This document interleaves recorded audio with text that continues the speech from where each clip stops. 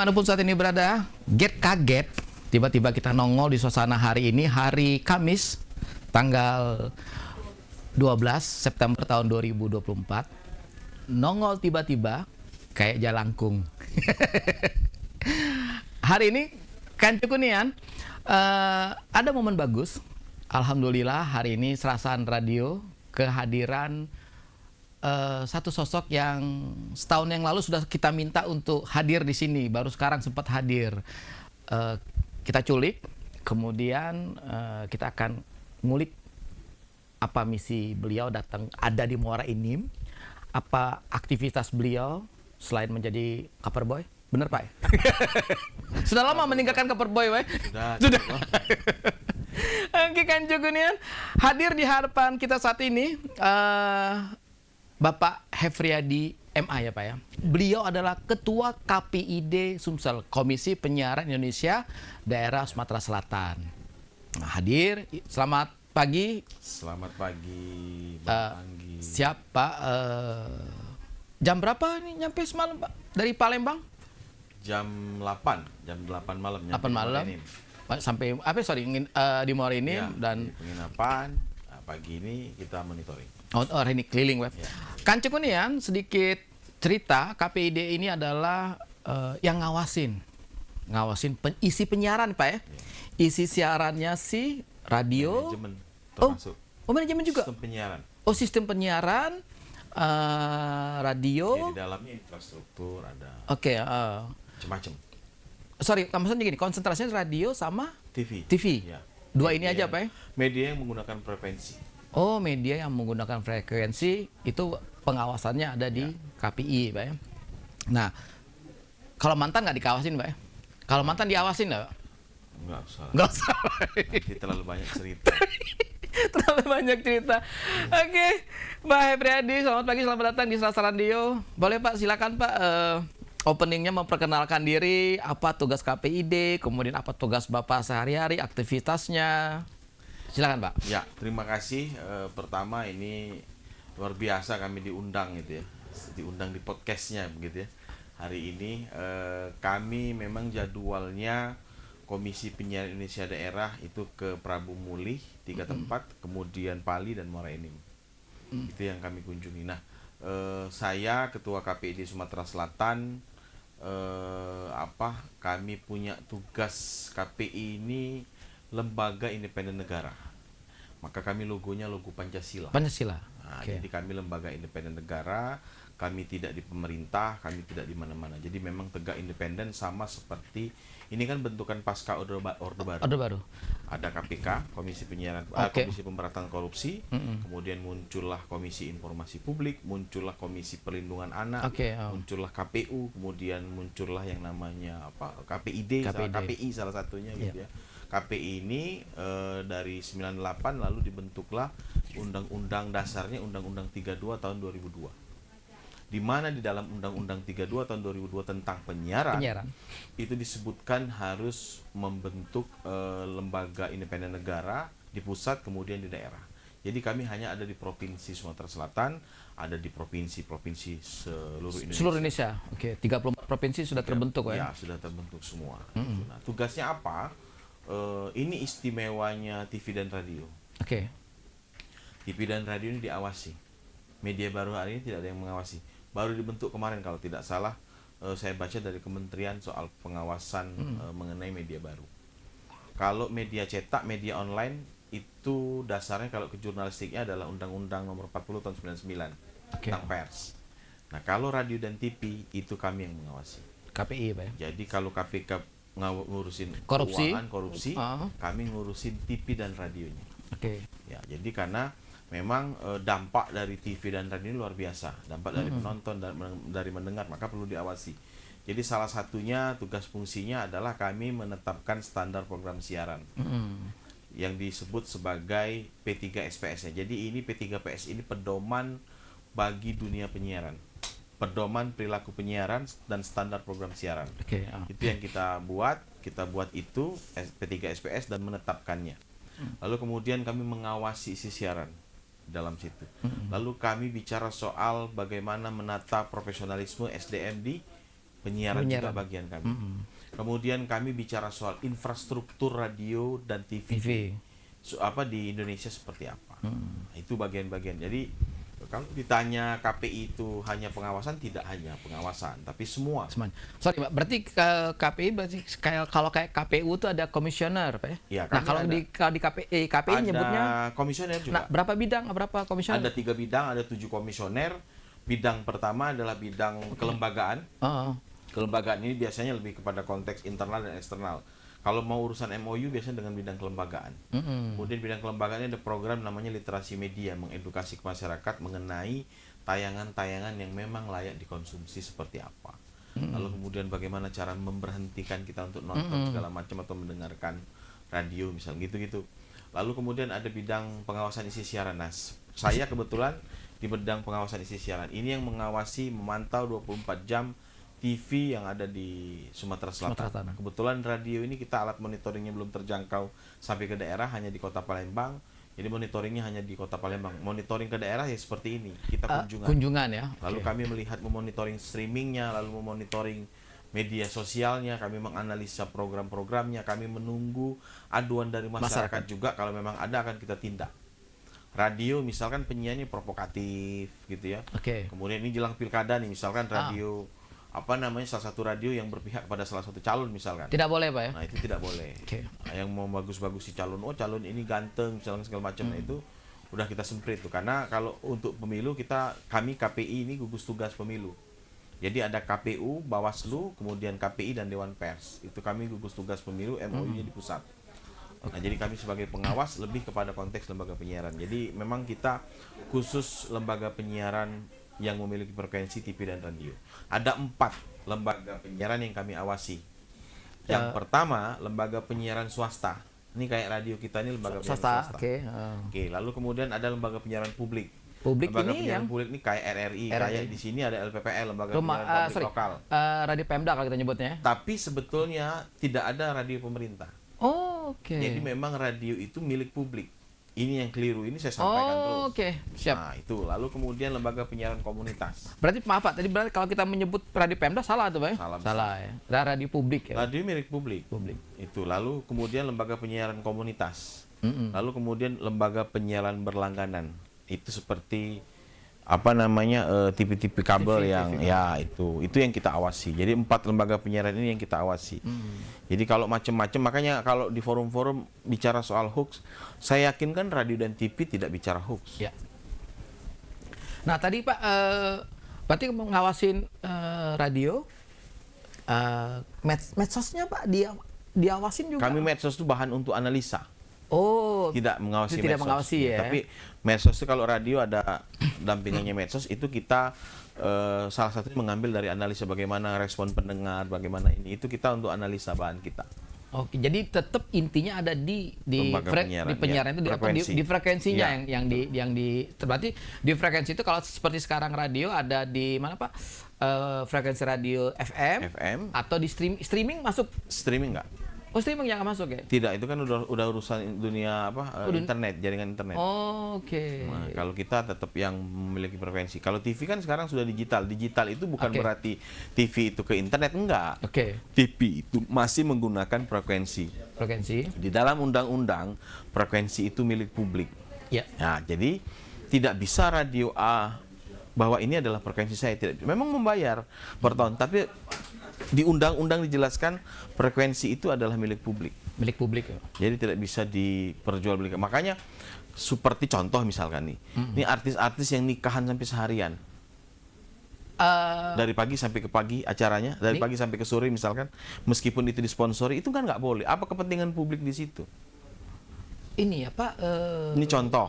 Maksudnya artis nikah seharian live. Di live kan? Di TV ataupun di radio. Iya. Itu? Iya kan ada slotnya untuk itu kan milik publik. Apa kepentingan artis ini untuk publik? Walaupun dia bayar. Iya, tidak. Kan memang tidak bisa seperti itu meskipun disponsori. Aturannya kan tidak boleh. Kita beli slot program itu ya bisa, tapi kan bukan untuk seharian lalu untuk kepentingan publik. Makanya waktu Deddy Kobuser mau di live kan dia menjadi mu'alaf, itu kan nggak boleh.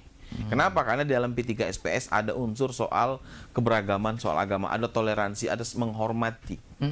Bagaimana lalu orang yang tidak orang yang dari istilahnya Kristen ke Islam pindah, apakah mau di live? Ini kan bergejolak nanti. Nah, makanya itu tidak boleh disiarkan langsung untuk mereka yang meskipun public figure ya, misalkan Deddy Corbuzier, misalkan itu contoh kecil, itu nggak bisa disiarkan. Kenapa? Karena memang akan kalau memang disiarkan di urusan di internet ya beda urusan. Tapi di TV dan radio itu tidak boleh. Nah, itu contoh. Kemudian artis nikahan tadi itu nggak boleh disiarkan. Untuk politik itu nggak boleh. Orang berkampanye sampai hari ini, karena ada jadwal kampanyenya. Oke. Nah, oke. Sudah masuk nih jadwal kampanye. Radio, Pak, atau TV itu untuk memutarkan atau menyiarkan jadwal kampanye itu, dia bisa langsung ke ada jadwalnya. Ke calon, atau dia ngikutin jadwal dari jadwal KPU dari KPU. Kalau saya untuk saat ini ya istilahnya pilkada ini kan berkaitan langsung dengan masyarakat di daerah. Gubernur, bupati, wali kota, artinya kita perlu mengenali nih, apalagi sekarang kan dipermudah betul untuk mencalonkan jadi kepala daerah. Artinya calon di satu daerah itu bisa 3 sampai 4 calon. Nah, bagaimana masyarakat mau mengenali 3-4 calon ini? Gitu kan? Nah, melalui radio dan TV inilah mereka bisa disosialisasikan. Oh, calon ini, DJ Anggi ini ternyata dia calon bupati. Herfriadi ini calon bupati juga. Disampaikan apa yang mau disampaikan. Asal jangan membawa, ayo coblos saya. Walaupun sudah penetapan misalnya, nggak boleh. Karena ada jadwalnya. Kalau di PKPU 15 2023, itu jadwalnya kalau yang kemarin ya, yang Pilpres kemarin, itu untuk radio, itu diberikan 60 detik satu slot. Dalam satu hari boleh itu bisa 10 slot. 10 slot.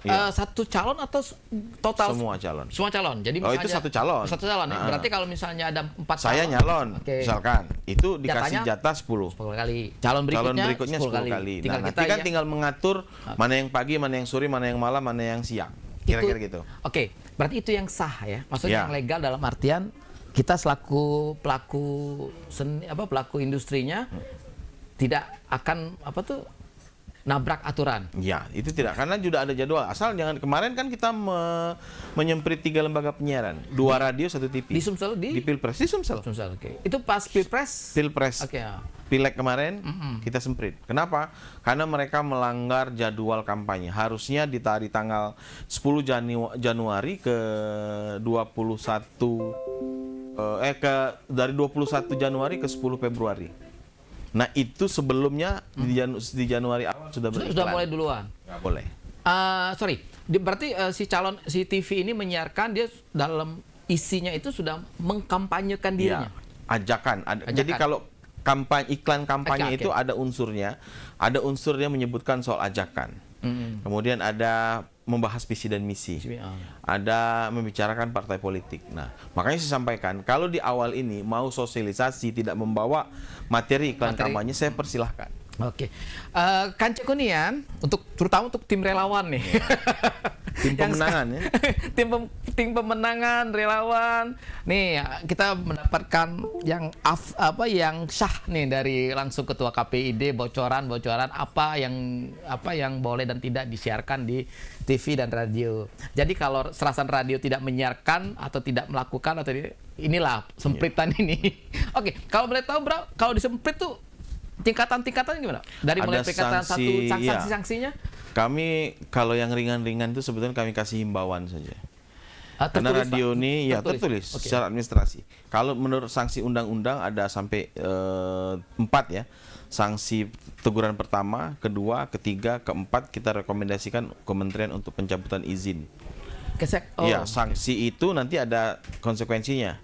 Diberikan teguran pertama, nanti sanksinya apa? Pengurangan durasi, kemudian penghilangan program, penghapusan program, segala macam. Bahkan sanksi administratif untuk denda itu juga ada. Sampai ada nilai denda. Terakhir itu pencabutan izin. Izin puncaknya ya? Puncak radio, izin radio.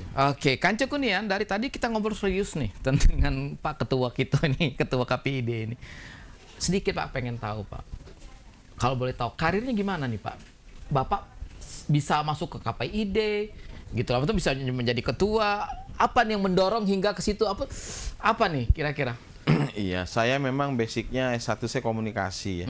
Jadi saya memang di dunia penyiaran ini ya dari awal kuliah itu kita udah tertarik gitu ya. Dulu di dunia kepenyiaran? Ya, dulu kan ya mengkritik TV ya, kira-kira begitu ya. TV ini punya kepentingan ini segala macam gitu ya. Jadi tertarik di kajian-kajian medianya gitu. Lalu saya masuk bergabung di kampus perguruan tinggi di Palembang. Ya tetap kajian saya itu juga. Tetap kajian itu, kemudian KPI membuka peluang, kemudian saya juga dulu laporan akhir saya tentang KPI pusat. Jadi KPI ini bagi saya ya memang bukan apa ya, memang sudah sedikit banyak paham gitu ya. Bukan barang baru. Nah, jadi saya tertarik gitu ya. Ya alhamdulillah diberikan kesempatan kemarin untuk periode pertama, kemudian periode kedua, dan dipercaya jadi di periode pertama kemarin wakil ketua, kemudian di periode kedua ini menjadi ketua, dipercaya teman-teman komisioner 6 komisioner lainnya. Kalau pemilihan ketua itu Pak, kesepakatan 6 unsur? Kesepakatan 7 komisioner. Oh, voting. Biasanya kalau musyawarah itu kan ya karena susah ya kadang ini, jadi lebih baik kita putuskan untuk kalau biasanya di voting. Tapi kalau metodenya bisa musyawarah. Musyawarah ya. Aktivitas selain KPI, saya dosen ya katanya ya? Iya, saya ngampus. Ngampus ya di... Buruh pendidikan. Oke, gini Pak. Sebelum cerita kampus, ini Kanco Kunian, kita break dulu ya. Oke. Kanco Kunian, jangan kemana-mana. Oke, Kanco Kunian, kembali lagi kita di hari ini. Sersan nama acara kita, serius tapi santai. Serius sekarang kita pakainya rapi-rapi. Santai karena ngobrolnya materi santai. Jadi kita punya ini Pak Ketua, punya Sersan Mangrasan. Mangrasan itu adalah maskotnya kita. Nah, maskotnya kita Mangrasan. Kemudian kita bikin Sersan Mangrasan. Sersan itu serius tapi santai. Yang ngebahas ya, segala sesuatu. Tapi tidak ngomongin politik. Oke, kembali lagi nih. Kanco Kunian hadir di sebelah saya di sesi kedua ini masih dengan Bapak Hefriadi MA. Beliau adalah Ketua KPID Sumatera Selatan.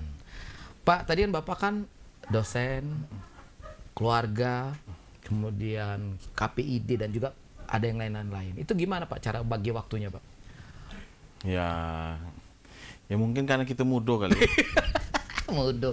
Jadi masih muda gitu. Jadi apa ya, fisik masih mumpuni. Oke, siap. Nah, mungkin 2-3 tahun lagi udah kuat lagi. Nggak, artinya kalau saya lebih prioritas memang karena sekarang tanggung jawabnya memang basic saya akademisi gitu ya. Tapi kan sekarang kita sudah bersumpah di KPID kan saat pelantikan. Artinya ya saya harus meluangkan waktu sepenuhnya untuk di KPID. Apalagi saya ketua, jadi mau tidak mau di KPID. Ya, kami sudah mulai memperbaiki pendataan. Kita punya 110 lembaga penyiaran yang diawasi. Yang 4 tadi, 110 semuanya. 110 total sesumsel Pak? Sesumsel. Radio ada berapa? Radio itu kalau TV itu ada 29 kalau nggak salah, atau 30. Di Palembang itu kan TV digital udah 27. Di daerahnya ada beberapa yang sudah mulai ini ya, TV itu, tapi masih dalam pengawasan. Kalau radio itu di 71 kalau tidak salah ya. Sesumsel ini ya? Sesumsel. Oke. Jadi kan kayak RRI itu kan ada 4, kayak TVRI itu kan ada 4 juga gitu kan. Nah, jadi itu yang banyaknya kan. Kalau ini kan sudah ini. Nah, kita kalau TV ini kemarin sudah kita memberikan surat untuk kan TV lokal ini kan harus ada kan SSJ kan, siaran sistem jaringan. Itu mereka harus bersiaran TV nasional di daerah. Nah, mereka kan siaran jam tahajud. Nah, ini kita sudah himbau untuk jam tahajud maksudnya? Jam 12 malam, jam 2 malam gitu kan. Ya nggak ada yang nonton. Mereka harus memenuhi 10% dari total siaran nasional. Artinya dari jam 6 subuh atau jam 5 subuh sampai ke jam 12 malam misalkan mereka bersiaran, harus 10%-nya di siaran-siaran lokal. Nah, itulah melalui mereka kan berkantor. Sekarang ini kan enak, TV digital ini kan mereka tidak harus pakai tower. Jadi bayar ke pemenang MUX. Nah, jadi mereka menyediakan MUX, kita tinggal sewa ke sana. Ada 3, ada Trans7, ada TVRI, ada Indosiar MTEK. Itu yang menang tendernya. Jadi TV-TV yang sisa ini mereka menginduk ke situ, jadi bayar. Jadi nggak pakai tower lagi. Nah, radio mungkin ke depan akan, ini juga jadi diskusi yang panjang mungkin soal siaran digital. Karena kan frekuensi dengan digital ini slotnya banyak. Jadi bisa frekuensi analog ini kan memakan space. Memakan tempat. Nah, maka dipakai digital mengurangi. Sisanya untuk apa? Untuk kepentingan ya salah satunya 5G gitu, untuk telekomunikasi. Gitu. Jadi makanya dipepetkan ke digital. Nah, sekarang artinya maksud saya ketika TV sudah berganti jubah menjadi digital, maka bajunya sudah bagus nih. Nah, tinggal attitude dan perilakunya harus diubah. Kira-kira gitu kan? Jangan nanti bajunya bagus tapi dia masih, ya itu yang kita repot. Nah, nanti kemudian TV radio juga akan lari ke sana. Arah ke sana ya. Arah ke digital juga. Jadi memang kalau saya memprediksi ke depan secara pribadi TV dan radio itu bakal hidup kembali. Hidup kembali ya. Kenapa? Karena orang sudah jenuh dengan konten media baru itu kan dengan singkat waktunya, durasinya itu juga membuat orang. Sekarang nih orang sudah jadi perbincangan. Kok pornografinya ada di media baru? Kok dia ngomongnya kebablasan misalkan? Kalau di radio tidak mungkin ya? Ya misalnya ngomong itu kan udah nggak boleh kan? Ngomong ini kan di media baru sudah orang ngomong-ngomong yang bahasa-bahasa hewan di kebun binatang itu kan disebutkan semua. Bebas. Kalau di TV radio nggak boleh. Kami semprit. Itu keunggulan TV dan radio. Ada yang mengawasi. Kalau media sosial nggak punya. Media baru tidak punya. Dia hanya mematok pada undang-undang ITE dan saya pribadi bisa melaporkan DJ Anggi ini body shaming ke saya. Saya bisa laporkan ke polisian. Nanti dilacak. Dapat nanti. Bisa diproses pidana. Di medsosnya itu apa? Iya. Medsosnya meski ditutup kan mereka Polda itu punya teknologi kan, mereka bisa melacak itu. Artinya apa? Media sosial ini kan media baru ini akun pribadi. Tapi kalau serasan radio bermasalah, alamatnya jelas di sini. Ya. Dia provokasi segala macam. Nah, itulah kira-kira. Paling gampang dicari. Iya, itu. Makanya saya bilang tadi, ya radio ini punya posisi masing-masing. Ini kan 11 September Hari Radio Nasional. Artinya memang untuk berbenah. Ya, ini luar biasa begitu ya, serasan radio sudah reborn begitu ya, sudah memperbaharui, memperbaiki semuanya dari sisi infrastruktur, kemudian SDM, kemudian program ini sudah luar biasa. Artinya memang tinggal nanti penguatannya saja. Artinya contoh misalkan lead banknya harus dimainkan di sini kan, penelitian dan pengembangannya. Artinya pendengarnya sejauh mana. Ini pilkada harus berpartisipasi. Contoh kecil misalkan gitu ya. Kita wawancara orang-orang di pasar. Apa sih yang diinginkan dari Muara ini? Bicara aja kelas-kelas bawah. Undang-undang siswa-siswa yang memang siswa itu nggak harus yang narasumber, nggak harus yang berprestasi. Ya kan? Narasumber kalau yang berprestasi terus, gimana yang orang tidak berprestasi tapi dia punya kemampuan berpikir, mengelola itu. Ya, kita undang saja bagaimana dari konteks sisi pelajar mengharapkan pemimpin daerah, bupati itu. Misalkan, kami pengennya ada sekolah yang memang unggulan misalkan. Nah, itu kan harapan dari sebuah sekolah. Artinya ini jadi catatan calon-calon. Kemudian calon-calon ada banyak sudah ditetapkan KPU, diundang aja ngomong jadi narasumber. Mau ngapain sih? Biarkan mereka melepaskan. Mengeksplor sendiri. Tinggal masyarakat yang menilai. Ini yang memang calon pemimpin yang visioner. Ini kan tinggal itu.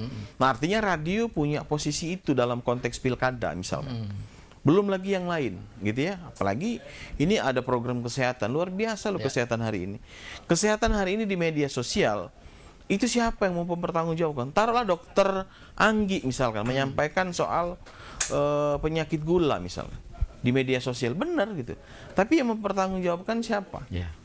Legalitasnya di mana? Tapi kalau ada di serasan, radio kemudian bicara soal kesehatan, legalitasnya jelas, dipertanggungjawabkan. Karena di dalam P3SPS, narasumber yang diundang itu harus sesuai keahlian dan kemampuannya. Tidak sembarang orang. Tidak sembarang. Saya diundang sebagai ustadz di acara serasan podcast ini. Nggak mau saya. Walaupun honornya besar. Iya, nggak mau. Bukan bidang saya. Siap. Orang banyak sesat nanti, kira-kira gitu kan. Nah, makanya sesuai dengan bidang. Ketika ini untuk keagamaan, maka undanglah tokoh-tokoh agama. Pemuka-pemuka agama. Kalau bicara soal kepemerintahan, ya birokrat diundang. Bicara soal konteks apa nih misalnya. Itu yang diundang. Nah, maka di dalam radio dan TV itu jelas semua dibahas soal konten-konten programnya. Tadi pilkada nih Pak. Tentang pilkada. Sekarang apa nih perannya? Tadi kan disebutkan sebagai salah satu gugus tugasnya pemilu. Apa nih langkah-langkah KPID untuk menghadapi pilkada 2024 di Sumatera Selatan ini? Kami nanti memberikan surat himbauan ke lembaga penyiaran untuk netralitas, kemudian jangan memprovokasi, itu yang kami buat. Karena tahun ini kami direkopusing anggaran cukup besar, padahal di situ ada untuk pilkada, ada untuk pilpres, pemilu awal kemarin, kemudian ada pilkada, rekopusing, jadi nggak bisa ngapa-ngapain lagi. Tapi kami tetap berjuang karena basic saya adalah orang swasta, kira-kira gitu kan. Jadi otaknya harus berputar. Bagaimana menciptakan program yang tidak menggunakan anggaran, kira-kira gitu kan. Kampus-kampus kita telepon, radio kita telepon, KPU juga kita telepon. Kami siap narasumber. Tanpa misalkan nggak usah pakai embel-embel apa, kami diundang, datang, kami sampaikan. Yang penting informasinya tersampaikan. Makanya saya bilang kemarin ke teman-teman radio seluruh Sumatera Selatan untuk jangan nunggu dulu iklan hanya dari KPU dan Bawaslu, tapi kita berbuat woro-woro. Kalau istilah orang Jawa itu woro-woro gitu. Kita kasih pengumuman bahwa jangan lupa tanggal 27 November nasib daerah kita ditentukan. Artinya kalau salah memilih kepala daerah, salah kita. Atau Anda mau golput, jangan. Kira-kira gitu kan. Jadi jangan lupa ke TPS tanggal 27 untuk mencoblos gubernur, bupati, wali kota daerah kita. Nah, kira-kira gitu kan. Pak Ketua, asik menjadi dosen apa ngurus KPI? Dua-duanya mengasihkan. Kalau di dalam KPI, kalau di KPI ini kan terbatas karena kami lembaga negara, saya membawa lembaga yang pakai logo Pancasila, ngomongnya nggak bebas. Tapi kalau jadi dosen, itu bisa ngomong apapun. Oke, semuanya kan cukup nian seru ngobrol dengan Pak Ketua KPID Sumatera Selatan ini. Namun hanya waktu yang membatasin kita. Izin ini Pak, kita closing statement untuk harapannya tentang KPID, pilkada, dan juga untuk tentang dunia ke industri industri radio dan TV. Silakan Pak. Ya, saya lebih rujukan masyarakat itu harusnya memang ke media massa untuk mendapatkan informasi. Media massa ini televisi, radio, media cetak, dan media online. Jadi 4 ini menjadi rujukan pertama. Media baru itu hanya untuk selingan saja. Kenapa? Karena di media massa ini pertanggungjawabannya jelas. Jelas kontennya dibuat. Jadi tidak pernah yang namanya mereka menciptakan hoax di sini. Gitu ya. Jadi itu. Jadi memang teman-teman masyarakat harus bisa menjadi rujukan utamanya, apalagi terkait pilkada. Itu adalah media massa. Serasan radio misalkan didengarkan, mungkin berita-beritanya harus memang up to date dari para kandidat atau penyelenggara KPU-nya. Itu ya, jadi memang itu. Dan memang radio harus berpartisipasi untuk pilkada di 2024. Garda terdepan, Pak. Ya, harus. Kalau bisa jargon radio pemilu itu ada di Serasan misalkan. Alhamdulillah kita pakai radio pilkada Merenim 2024. Nah, sudah izin sama KPU. Bisa itu, artinya ini radio untuk menjadi sumber informasi. Artinya dari sisi data juga harus valid. Nah, itu. Jadi memang harus itu. Yakinlah keunggulan radio karena dia connect-nya bukan dengan jaringan internet, connect-nya dengan panca indera kita. Ya kan? Yang sudah dimiliki kita, yang dikasih oleh Tuhan. Tidak perlu dia pakai kuota. Benar. Cuma mendengarkan, tidak perlu mengklik, tidak perlu membaca, tidak perlu apa, hanya mendengarkan saja. Jadi yakinlah memang posisi radio keunggulannya adalah dia didengarkan. Satu radio sejuta pendengar. Oke semuanya, Kancu Kunian, terima kasih banyak yang sudah menyaksikan live kita di Facebook Serasan Radio FM. Kemudian nanti kita akan share juga di YouTube dan juga di IG kita. Oke, semuanya, saya Diji Anggi, mohon maaf bila ada kata-kata yang salah. Berdua dengan narasumber kita Bapak Hepriyadi MA, Ketua KPID Sumatera Selatan. Pamit undur diri, terima kasih banyak. Sekali lagi, Assalamualaikum. Bye-bye semuanya.